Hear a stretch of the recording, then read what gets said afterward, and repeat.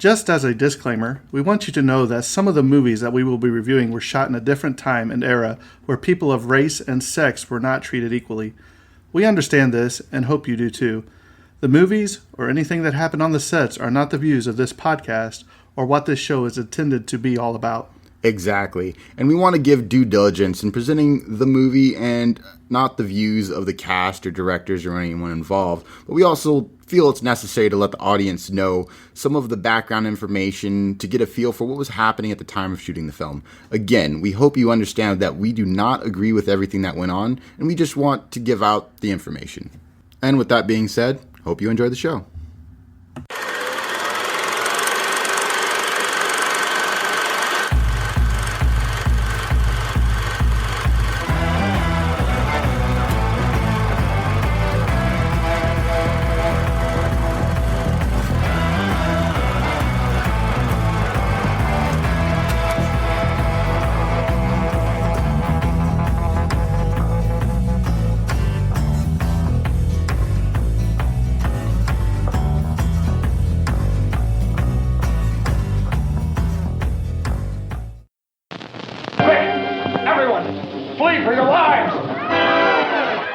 Emergency. Batman speaking.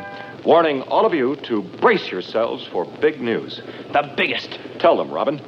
Holy superlatives, Batman. It's really exciting. Soon, very soon, Batman and I will be batapulting right out of your TV sets and onto your theater screens. That's right, Robin. Our first full-length motion picture feature in color opens a whole new world of thrills.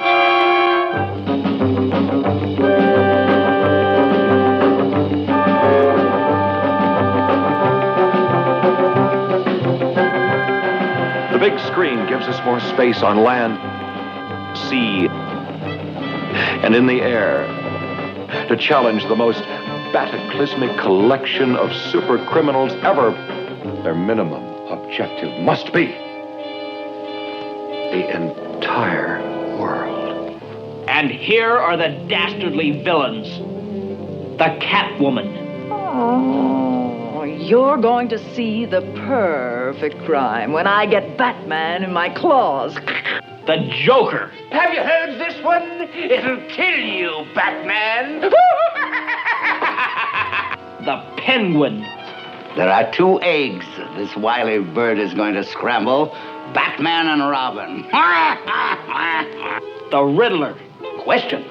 Who's going to make the feathers fly and knock Batman and Robin out of the sky? See, the new weapons in the Bat Arsenal combat the forces of evil. The Batcopter.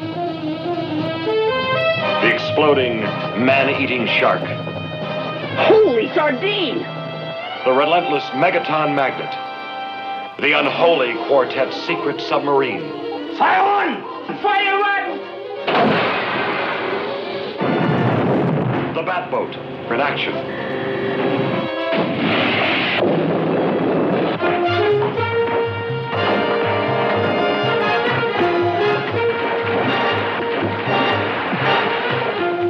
The deadly disintegrator. The attack on the Batcave. Holy hallucination! You'll blast through the skies on these mad, manned missiles. And you'll be with me, Robin, at the Bat Scanner, eavesdropping on Batman's romance. And you'll shudder at the death-dealing Polaris missiles. Brace yourself, Robin. This could be the end. And that's just a sample of the exciting exploits ahead in our first feature motion picture. Holy memoranda, folks. Make a note not to miss it. Good thinking, Robin.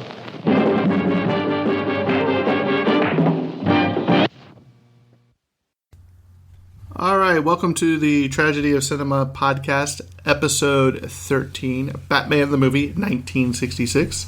I'm your host, Jimbo, and as always, my cheeky co-host, Terrence. Boy, am I excited about this one. Terrence, you're about to see how, when I was a kid, what we had as superhero movies. And holy podcast, Jimbo, this is great. I told you, you just got done watching it. So it's cheeky, yes, it's maybe even a little corny, but man, Oh, it's very corny. It's very corny, but you loved it. Admit it, you loved it. Because it's the right kind of corny. Like it's entertaining. That's what's important. This was actually a request from a list that Dwayne Conley sent me, the guy that sent me the list by decade. Oh, yeah, okay. So I pulled that as a listener request from there. So, Dwayne, this one's for you, buddy. So, Terrence, let me go ahead. I haven't even planned a question, but I'm going to go ahead and throw one out there.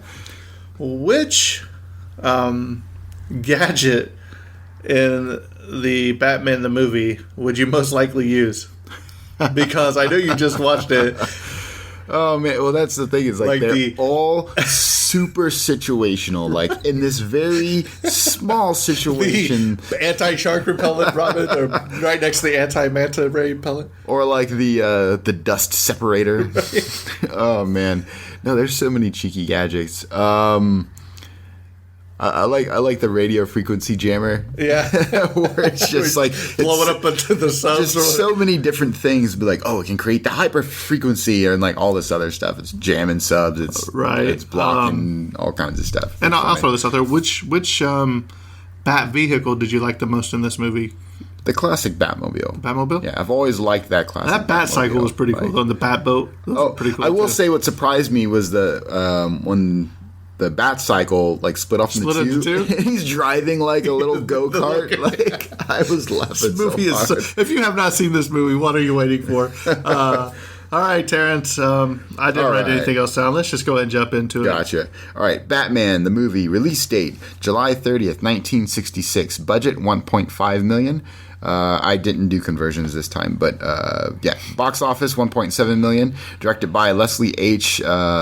Martinson.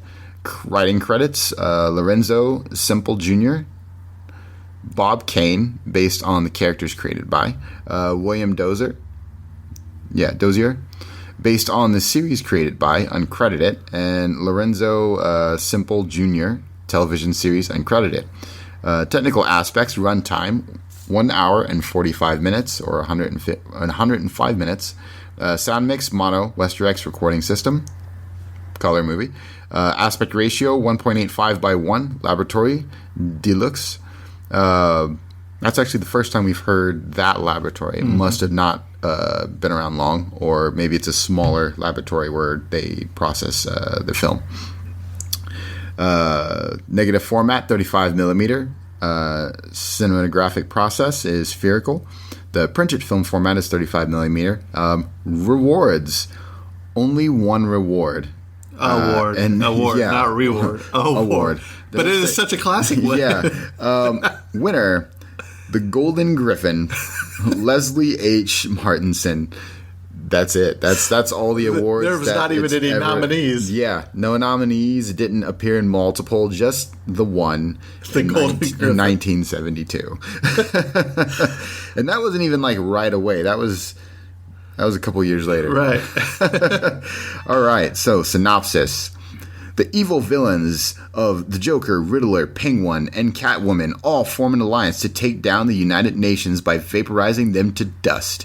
It is up to the Caped Crusader, Batman, and his faithful sidekick, Robin, to stop them. Can the dynamic duo outwit four of the most heinous criminals of all time and save the United Nations? Tune in to this podcast. Same podcast time, same podcast day. See, what you don't realize is at the end of the TV show, they would always be like, same bat time, same bat station, or whatever, you know what I mean? Yeah. So I tried to be a little cheeky there. And for those of you that don't know, some of the movies that we do, it's so hard to find information on. So like Terrence, he's done with his it was one page. Usually he has like 12. You usually have a handful, a couple. This right. is just the one. The entire podcast is only like 17 pages long, but I did my best trying to find stuff, so here we go. The cast. Adam West, Batman, and Bruce Wayne. You would never know that with his bat cowl on, would you? Burt Ward played Robin, and also Dick Grayson. Spoiler alert if you didn't know who Batman's true identity was. Robin's and Batman's. Lee Merriweather played the Catwoman and Miss Kitka. Cesar Romero, fantastic, played the Joker. Burgess Meredith played the Penguin. Yep. Cue the Frank Gorshin, who I think played the best Riddler of all time. Alan Napier played Alfred. Neil Hamilton, Commissioner Gordon. Stafford Rep, Chief O'Hara. And Madge Blake, Aunt Harriet Cooper. For the biography of this one, I went with Frank Gorshin because I know Cesar Romero and I know Burgess Meredith are going to be in some other movies we cover. Yeah. Because they're just so fantastic of actors. So I went with Frank Gorshin, and he was probably the best Riddler. He was born on April 5th, 1933 in Pittsburgh, Pennsylvania, USA. He died May 17th, 2005 in Burbank, California, USA of lung cancer, emphysema, and pneumonia. Oof. Nicknames, Mr. Versatile and Frankie. Hey, Frankie. At 19, he was drafted into the Army where he was stationed in Germany.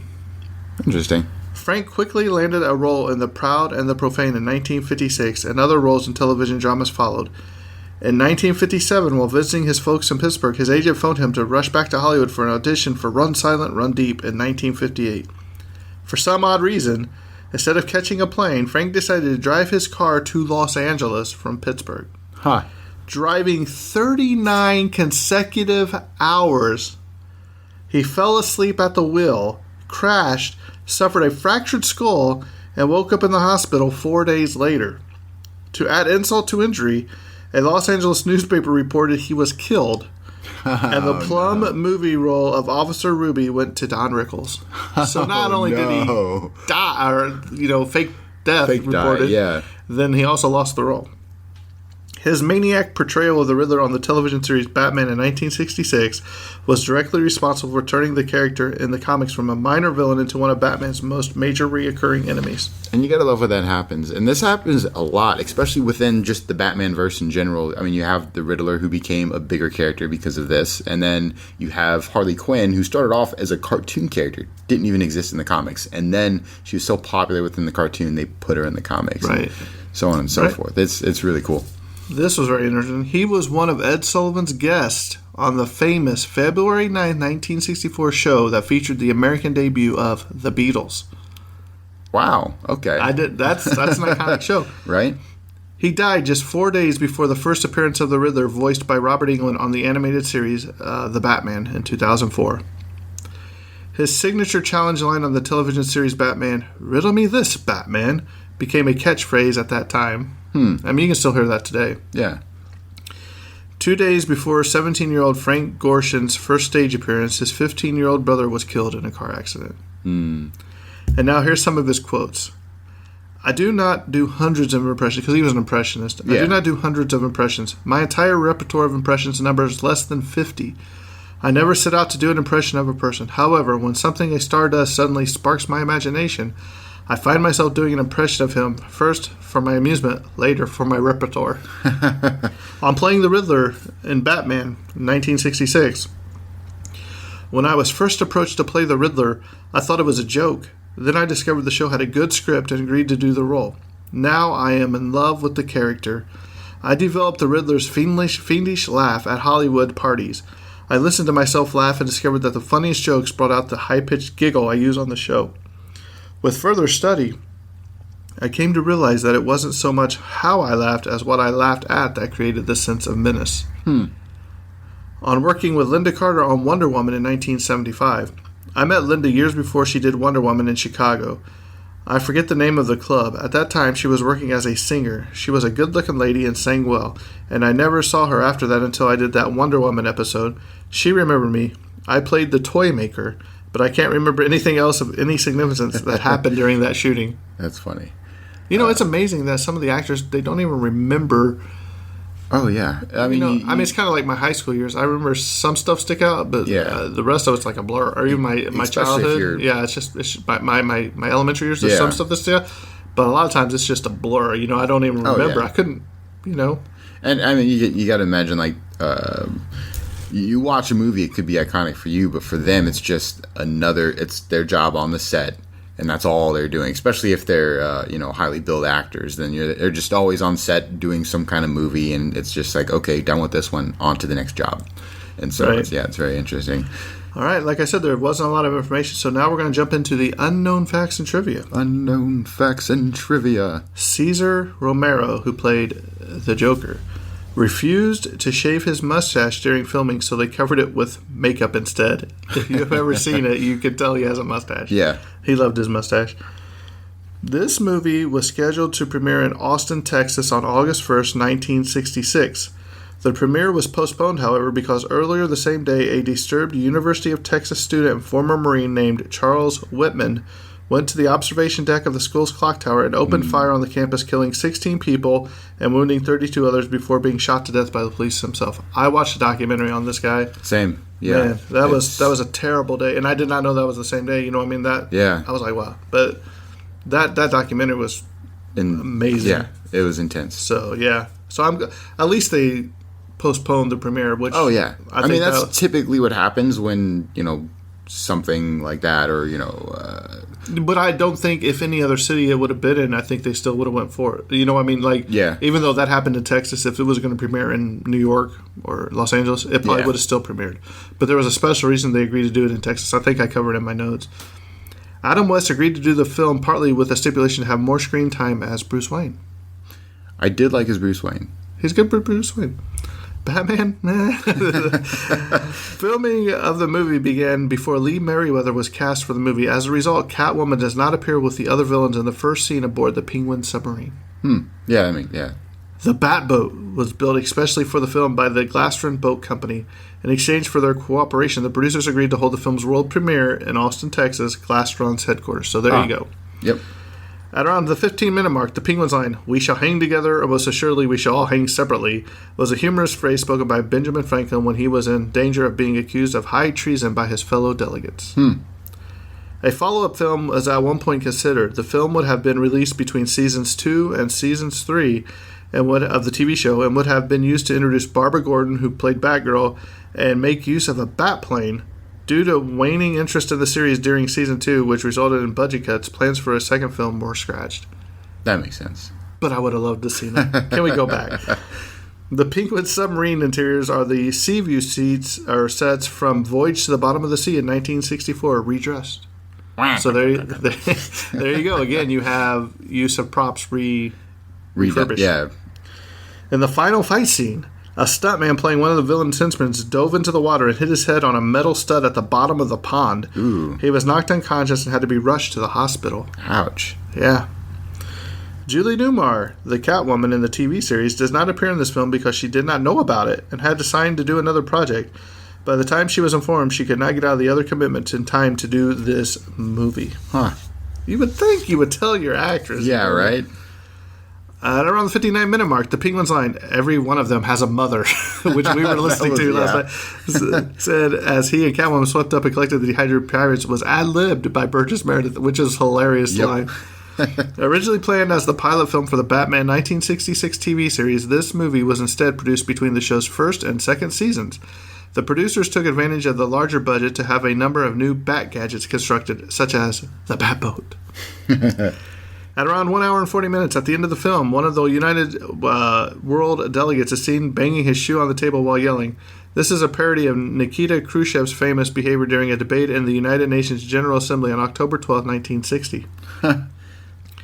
Frank Gorshin's last appearance as the Riddler for well over a year. Gorshin set out of the TV series during the entire show's second season, but returned to the role in the third season. Now, this is a little off topic. On topic, but off topic. You ever watched Gotham? The Penguin in that is fantastic. I only watched the first couple of episodes. They have a really good origin story for Riddler. Yeah, he was part of the police force. Wasn't he? He was. The crime scene. Yeah.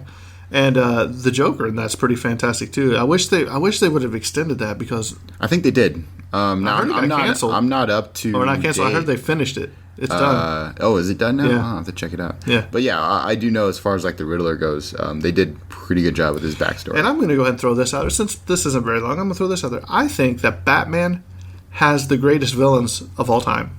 You think his Rogues Gallery is the best? Who? I think the villains. Rogues Gallery. Yeah, the villains. I think when it comes down to it, the Joker, the Penguin, the Riddler, Bane, Harley Quinn, you go on, Two-Face, you go on and on and on. I think it's the greatest. They're pretty darn iconic. But well, within the DC. No, period. Period. I mean, you ask anybody who's the top 3 villains of all time, I would say 99.5% will say the Joker. Would you agree? Yeah, no, I would agree that like a lot of people would Right. say the Joker. Yeah. And then I had one boss at work say Lex Luthor. I was like, Lex Luthor? No, he was just a rich man that was crazy. There's a difference. yeah, well, he was more of a an opportunist with the a skewed situation mindset. that- yeah. Yeah. So like Lex Luthor wasn't always. I mean, of course, he is a villain, but he wasn't always depending on the situation. Right. I mean, probably a close second. I mean, I love Magneto, and his mutants, but probably the Sinister Six, I think, would be Yeah. Doctor Doom. I love Doctor Doom. Oh, he's one of my absolute I favorites. think he just on looked the cool. I Marvel wish side. if anybody in the Hollywood is listening, can we please get a Fantastic Four movie With a good Doctor Doom. just good? Oh, yeah, of course. I mean, I was entertained with the ones, but that last one, boy, it was rough to it watch. was really rough. But anyway, off that rabbit trail, because we could sit here and talk about. We could have a whole show about that.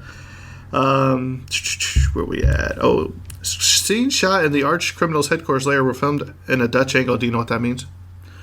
Not off the top. That's where the camera was turned sideways. Oh, remember? yep. Okay, yeah. This was intentional. It was meant to show that the four villains, Catwoman, Penguin, Joker, and Riddler, were crooked.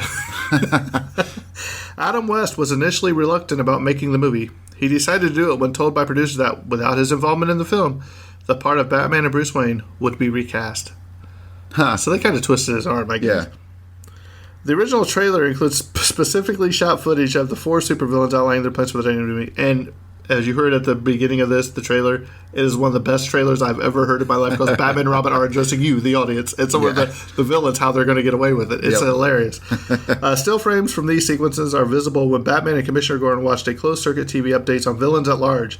The trailer also includes specially shot footage of Batman and Robin addressing the audience about their first motion picture. I will say, when they did that scene, it's interesting how they had quips for everyone except Catwoman. And they're like, and Catwoman! And then they moved on. Right. And I was like, no quip for Catwoman? You know, it's something else that just bothers me. How come Batman's enemies are always escaping? Can we beef the security up, please? Just beef it up. Always escaping from, even in the more serious They're always Batman escaping comics, from- they are still... I mean, I understand Arkham Asylum's an insane asylum, and they're, maybe less security. I don't know how to explain. No, I mean, like but- if you look at, they portray it pretty well in both comics and especially in the games, Batman Arkham Asylum, to be specific, of like how deep the security is. Do you remember for this when the place? beginning of that video game where you just kept going down and down Yeah, and down and like down? it's not. You see all this. It's not an easy place to escape. Yet, But in they the keep. Escaping. But in the comics, I think Bane, when he shot the rocket launcher in Nightfall, he shot the rocket launcher and they all escaped. You know what I mean? Oh yeah. So, Bruce Wayne drives a Chrysler Imperial convertible while the Batmobile is a 1955 Lincoln Futura prototype car customized by George Barris Incorporated. And actually, do you know who Jerry the King Lawler is? No. The wrestler? The Oh, okay. commentary? Yeah. Okay. Yeah. He actually owns the original Batmobile. I was just about to mention. I'm like, I wonder who owns that. He owns one of them. Okay, that's awesome. That is so cool. And he lives in Memphis, so you might even see him cruising around sometime. The promotional poster features Batman involved in a different costume from the TV series, with a black mask, cape, gloves, boot, and outwear briefs, but red tights instead of gray. This is not an error, but a tribute to the original costume designed by Bob Kane to create Batman. Later, it was revised by cartoonist Bill Finger, who changed the color of the tights from red to gray, giving him his definitive appearance for the first issue in Detective Comics dated in May 1939. Lee Merriweather, Catwoman, was Miss America in 1955. Interesting. Which is the year that Marty McFly went back in time. See, all of our shows are somehow Connected. intertwined. I will say, of the villains, she was my least favorite. And then, like, what I didn't understand is, like, everybody had, like, a gimmick and a weapon, and then she's like, I have a house cat. I'm going to throw it at you. And, like, that was it. I'm like, wait, what? Really? Okay. This was the first movie project of Burt Ward. So Robin's first movie gig. Burgess Meredith's line, "Run Silent, Run Deep," is a reference to Run Silent, Run Deep, movie in 1958 in which Frank Gorshin might have played a role had he been able to make it to the screen test. The The voice of President Lyndon Johnson was performed by Van Williams, uncredited, who would soon after star in the Green Hornet 1966 TV series, which was also produced by members of the Batman creative team. The opening criminal lair, Ye Olde Benbow Tavern, is an allusion to the name of the tavern in which the Robert Louis Stevenson novel Treasure Island begins, Admiral Benbow Inn. Commodore Schmidt-Lab is abducted by the fiendish foursome. The next novel by R.L. Stevenson is kidnapped. This is the only live-action Batman film which was not distributed by Warner Brothers. Huh. Yeah, it was Fox. Right. The movie was originally intended to be an introduction to the TV series. When the series wound up being produced and aired months ahead of schedule, the movie was made to cash in on the show's popularity. The film was not theatrically released in Spain until 1979, 13 years after its premiere. Wow. Huh. The supporting character of Aunt Harriet, Madge Blake, does not have a single line in the picture. At 105 minutes long, this is the shortest live-action Batman film, as well as the only live-action Batman film to run under 2 hours.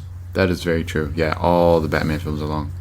At around 10 minutes, Lee Meriwether makes her first appearance in Catwoman's identity of Kitiana, Irenia, Tatiana, Titania, Karenska Alasov, the Moscow Bugle reporter, referred to by her initials as Miss Kitka. Produced by 20th Century Fox, which owned the rights to Batman before DC was purchased by Warner Brothers, ironically, Fox would later release films based on Marvel comics, such as X-Men, Deadpool, Daredevil, and the Fantastic Four. Before both they and Marvel were purchased by Disney. This makes this one possibly the only DC adaptation now owned by Disney.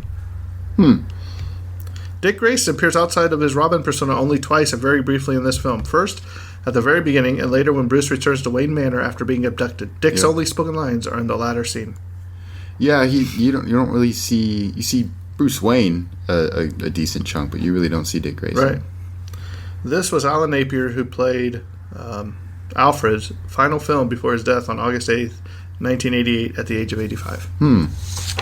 I will say, and this is another sort of like more of a comic side tangent, but I not only the evolution of Batman in general, which you can see, from this movie and then watching later movies, how it progressively got darker and everything, and he became sort of the contrast of Superman.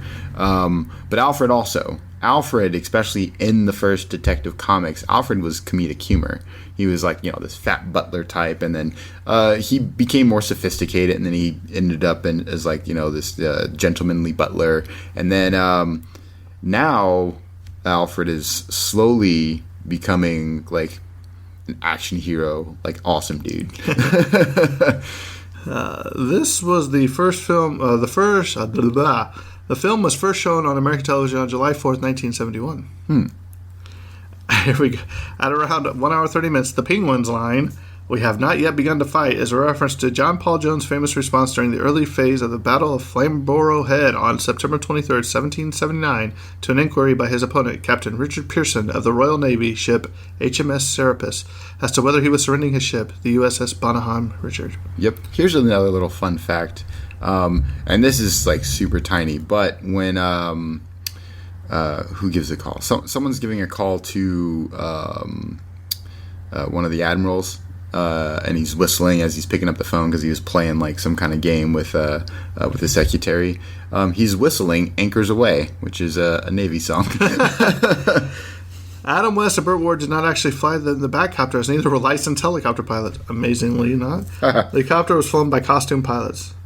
During his date with Miss Kitkat, Bruce quotes the first stanza of Edgar Allan Poe's poem, To One in Paradise. The car in which Dick Grayson and Bruce Wayne are taking their afternoon motor ride is a 1966 Chrysler Imperial Crown convertible. The Penguin says to Catwoman, "You cowardly kitten, you want to live forever?" This is highly similar to the line "Who Wants to Live Forever," spoken by Prince Fulton in Flash Gordon in 1980. Both films were written by Lorenzo Simple Jr. The Flash Gordon 1980 line later inspired the title of the Queen song "Who Wants to Live Forever," which was featured on the soundtrack of Highlander in 1986. Huh. That's we got to do that movie. Down the road. The song played by the Salvation Army band as Batman tries to dispose of the bomb is "Bringing in the Sheaves," a popular Protestant hymn. Various versions of the song can be heard in several other films and TV episodes. This movie was released on VHS, while the series it was based on was not. Until recently. It is now on DVD. The 1964 Bell 47G-3B-1 helicopter, the N3079G, used as the Batcopter, has been restored almost to its appearance in the film, minus the wings.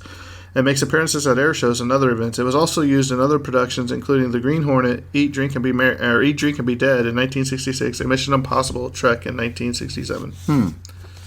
The script included an unfilmed scene in which the flight of the villains on the jetpack umbrellas was picked up on radar by the Air Force, who sent out a squadron to intercept. Sterling Hollowell was actually cast as a commanding Air Force officer before it was decided not to film the scene.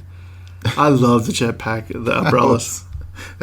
I didn't expect it. I know. I didn't expect it at all. I was just, The jetpack umbrellas were intended to be smaller in design and worn like backpacks, but this was changed likely due to budgetary and practical issues. A sequel idea was thrown around during the second and third season. No script or working title was made, but the idea was to introduce Barbara Gordon as Batgirl, Harvey Dent as Two-Face, Poison Ivy, and an array of new gadgets and vehicles. However, Fox was not interested and not on board, partly due to racial concerns that Eartha Kitt was chosen to portray Catwoman, and it was unknown if Frank Gorshin would be on board to play the toddler. It's because they wanted him to play the toddler instead of the Riddler. Oh, okay. With too many returning characters portrayed by new characters and gamble on a new female co-lead, Fox passed on the idea. Instead, only a short pilot was created to introduce Batgirl. So there you go. Where still some of that race issue tensions was there. Yeah. Was Eartha Kitt. Yeah. It's a tragedy. When Batman and Robin rehydrated the Security Council members, each one of them is an entirely different language. The United States counselor speaks Japanese, the United Kingdom Russian, Japan and France English, Germany Israeli Hebrew, USSR German, Spain Nigeria Spanish, Israel French. There was some, I didn't rewind to catch it, but when they first introduced the all of them, and they're all arguing or whatnot, and they're all saying something in their own language. The Japanese dude was off.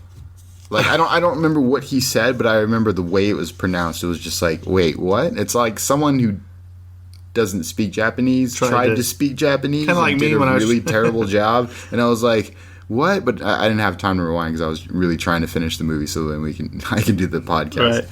When Riddler, the Penguin, Catwoman dehydrate some of their pirate flunkies, the Riddler can sometimes be heard laughing even though his mouth isn't moving.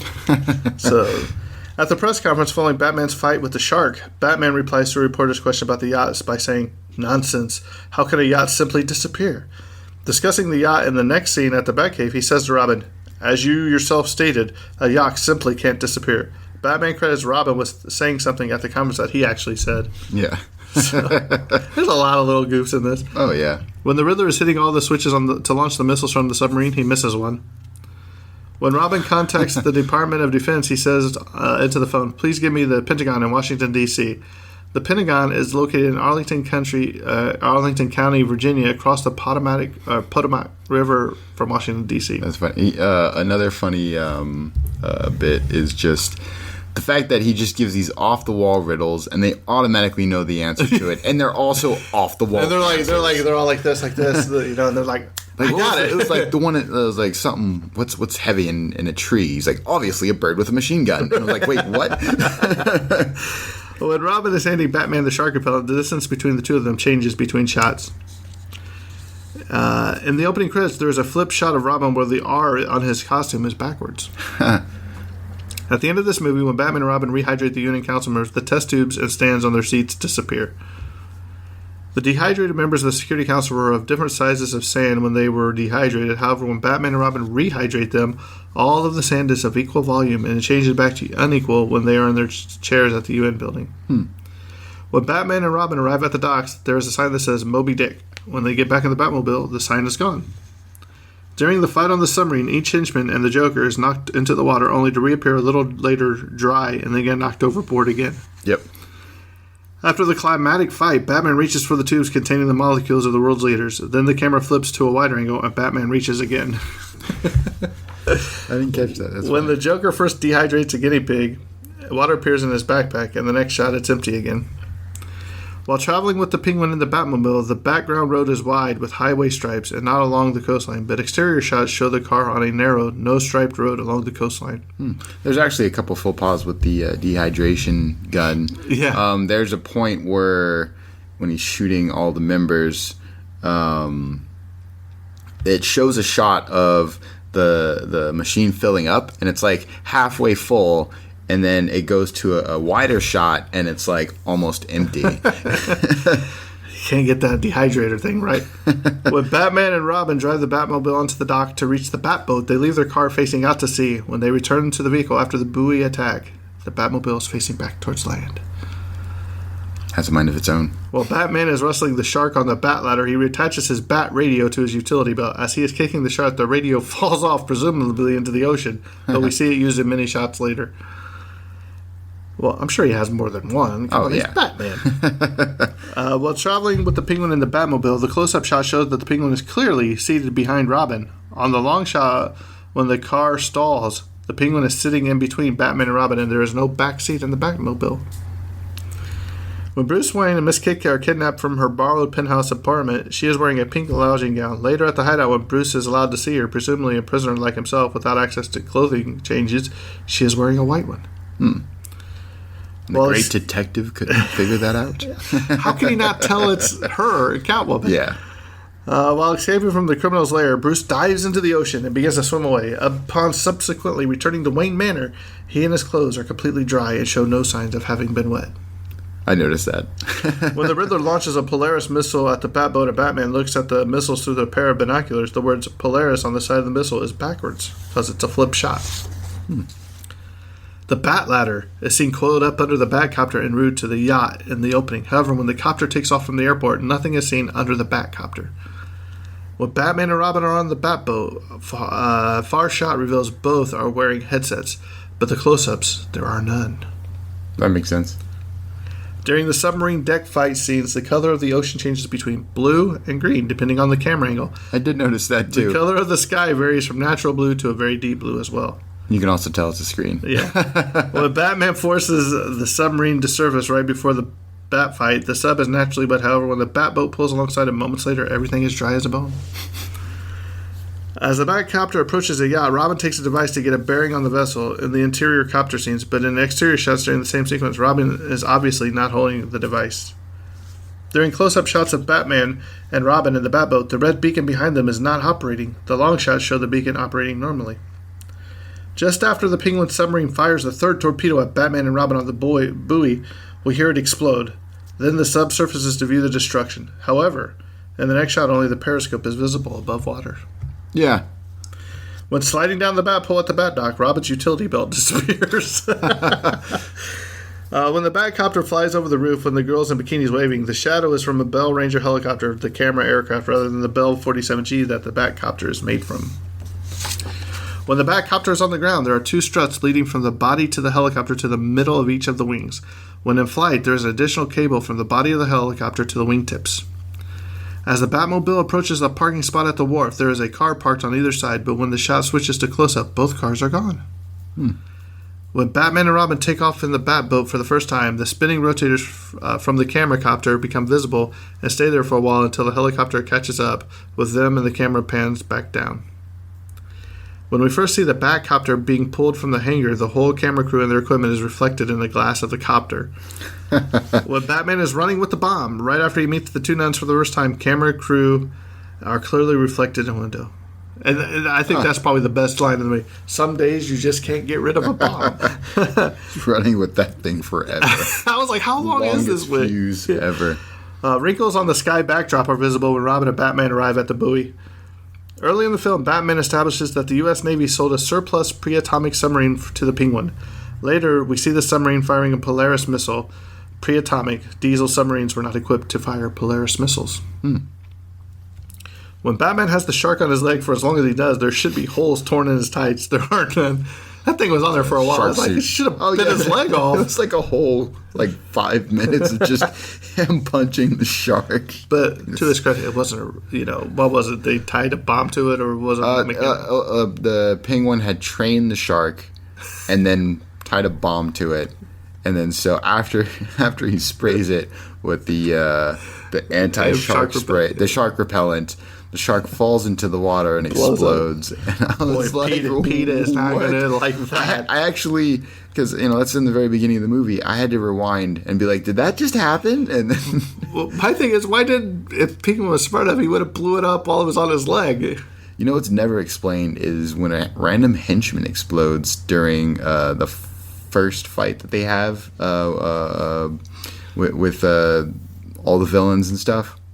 They're in the warehouse. Well, I think that's where he hits that. They're in the upstairs of the bar, and he hits that trampoline or whatever, and he goes flying out. Yeah, he goes flying through the window, water. and he hits the water, and he explodes. I didn't know it's he an exploded. explosion. Well, I thought it was just a You falling with hear, style dying. Just like the shark, he exploded, and I was like, "Wait, what?" And it was never explained.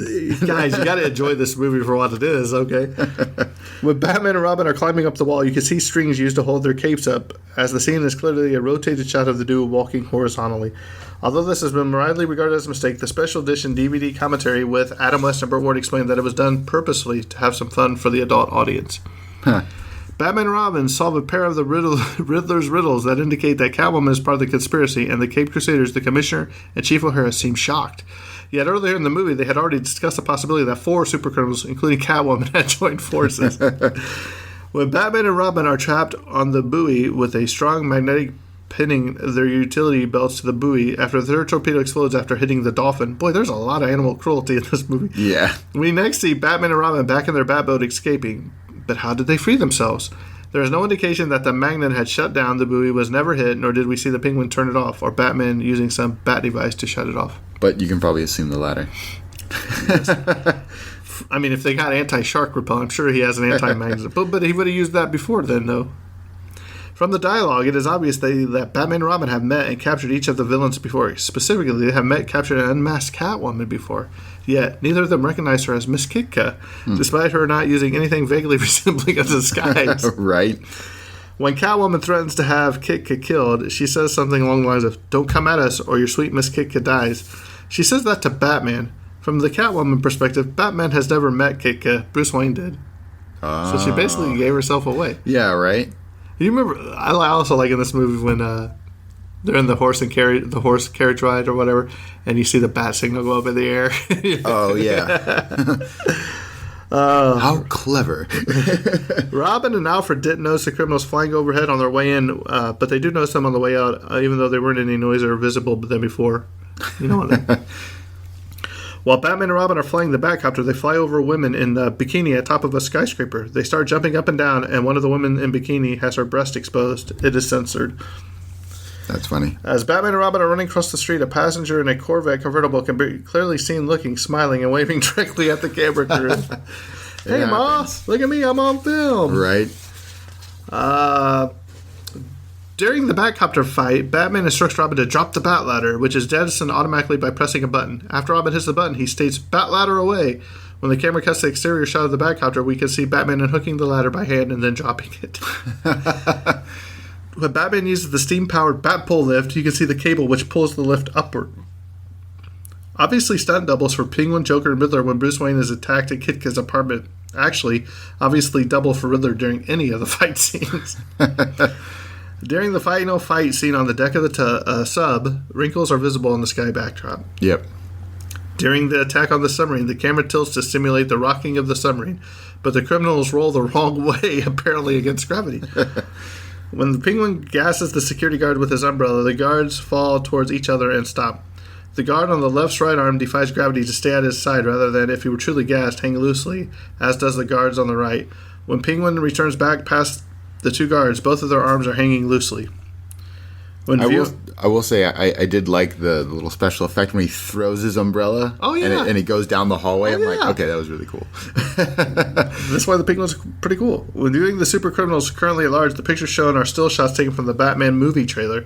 This is especially noticeable for Catwoman, whose picture is taken from the living room of Wayne Manor. When Robin climbs down to Batman to help him fight off the shark, the rope which moves it is visible. That makes sense. I mean, when Catwoman is putting a dehydrated henchman from the dustpan to the bottle, and the Penguin says, "Careful, you can see blue powder spill over and not go into the bottle." I noticed that. During the Batman and Robin boat scene where they are attempting to find fingerprints, Robin claims that they're the only ones on the ocean. However, moments before it, if you look in the background, some sort of vessel moves by. As Batman is being lowered into the ocean, a shark attacks his leg. When Robin is in the Batcopter, pulls Batman up and the shark out of the water, the shark has gallons of water pouring out of the back of it where it must have been a large hole. When Robin turns on the rehydrating machine, the water in it is blue. However, the water running through the piping into the test tubes is clear, and none of the water is emptying into any of the test tubes. Yeah, it just makes the sound of water. Going through pipe, yeah. Obviously, stunt doubles for Batman and Robin on the Bat-Cycle.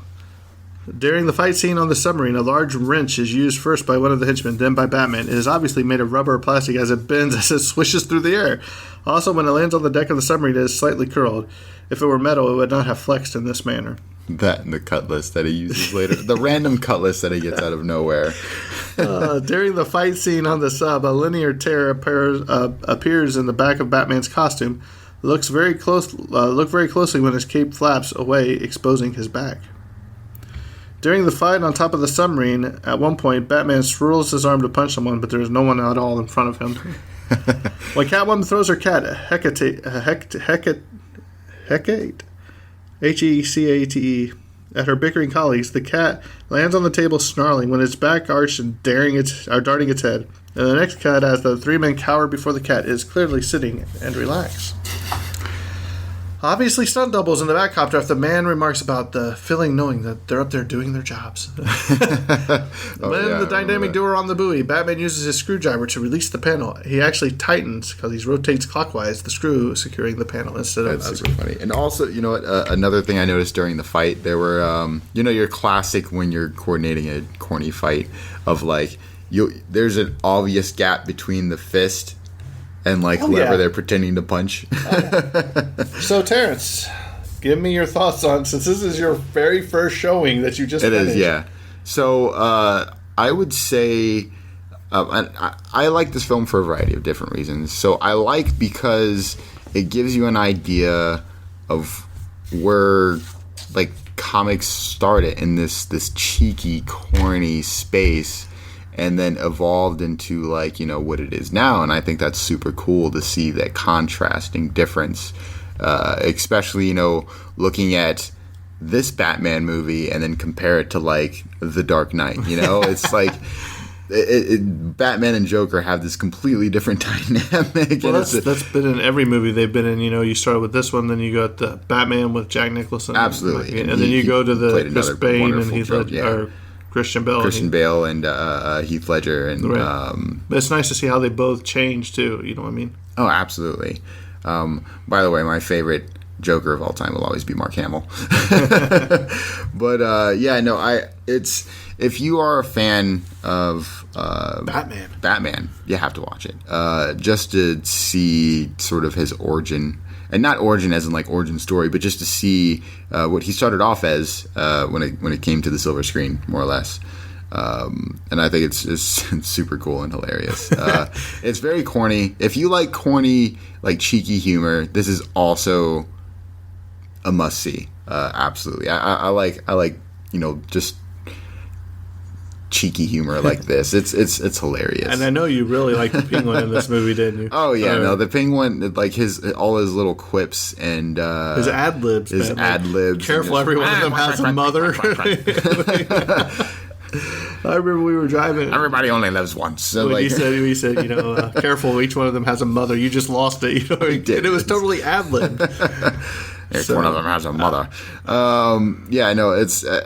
And it's funny, as I was saying earlier, I feel like the character in the Mario series, Super Mario Brothers, Waluigi, I feel like he's modeled after the Penguin in this movie because he does the same. He's like, Wah! But yeah, no, it's I think it's a definite must watch in most cases. Yeah, I used to love it because this is shot at the end of season 1 of the TV show, the Batman 66. I think it lasted 3 seasons, maybe 4. But, man, when you would start to watch that, and every single one of them, they were only a half hour long, but they would cut it. Every time they would cut it where the Batman and Robin are in trouble. Robin's tied up to a saw board. Oh, yeah. Gigantic saw coming down. Will Batman making a time? Or, they've got... we got a first responder coming by our house. But Yeah, it's just, man, when I was younger and we'd play Batman and Robin or superheroes, if I wasn't Superman, running around with a security blanket wrapped around my neck, and I played Batman, you'd get a rope or whatever and try to, make a batarang. Quick, get the back rope. I love this movie. I'm not going to lie. Because it holds a special place to me, from my childhood. I can see that.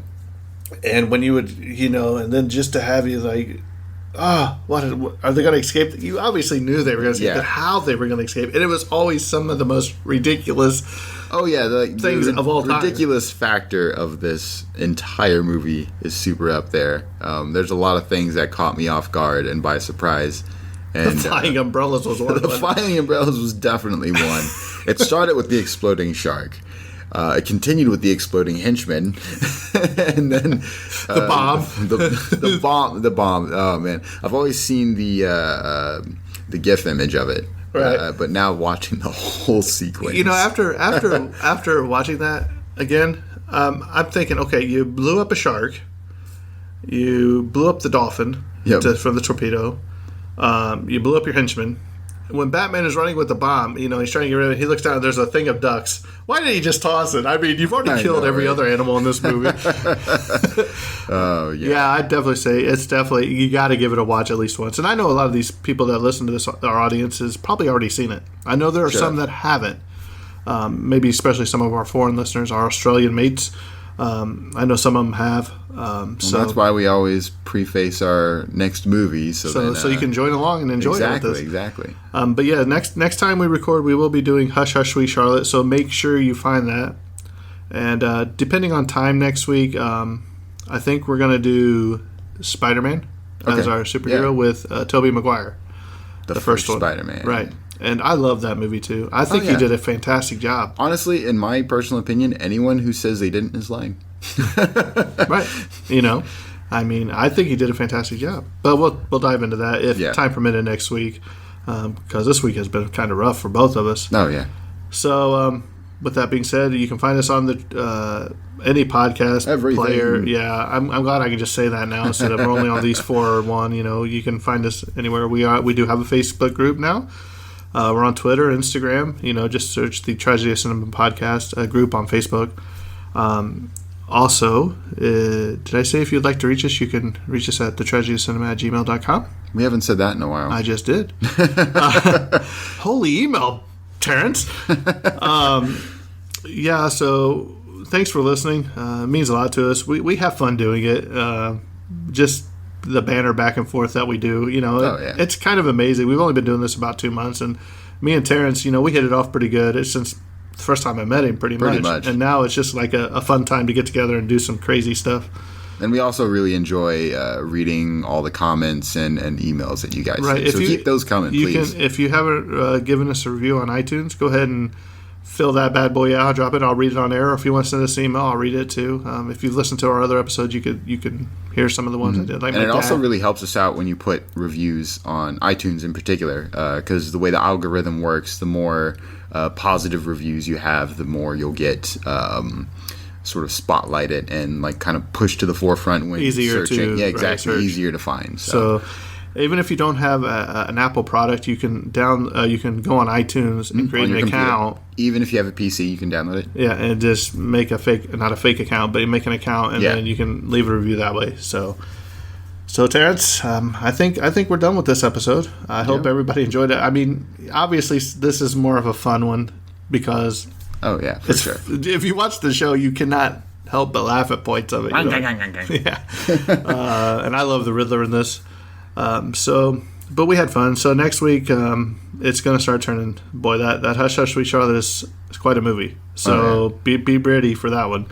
So with that being said, I think this episode's coming to a close, and that's a wrap. And cut.